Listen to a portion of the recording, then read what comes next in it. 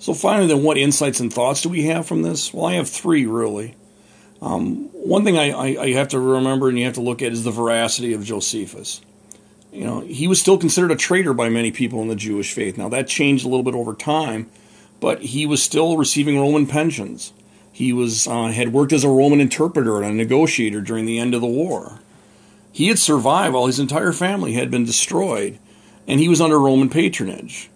When Vespasian passed away and Titus became the emperor, Titus being Vespasian's son, Josephus adopted the title of Titus and became Titus Flavius Josephus.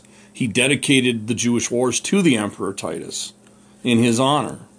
And so people often question his veracity. There's also the translation aspect of Josephus.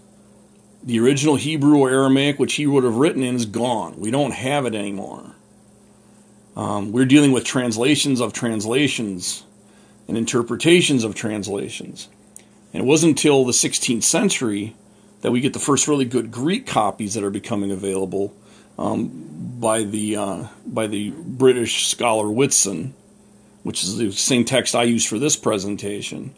And there's been a lot of discussion about the fact, which Whitson mentions in his introduction to this text, that there's belief that these have been expanded upon. That it's very clear through the use of language and through the context that there have been additions and subtractions made from this text which Josephus did not make. And so where does the truth lie in the translation? That's hard to say.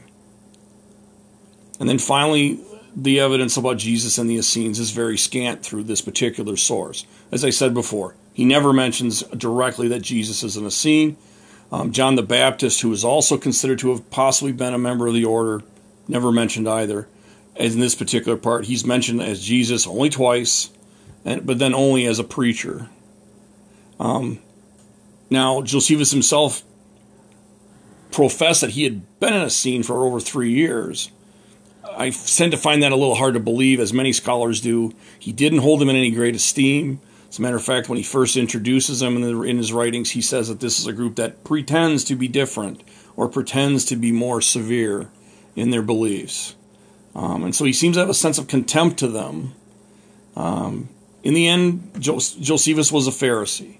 He was a follower of the law, and he tried the best he could to put forward a historical work of some truth and factual primacy. He's a good source for the work of the Essenes and what they do and what they were like, but more needs to be done to look at whether Jesus himself was actually a member of this particular group.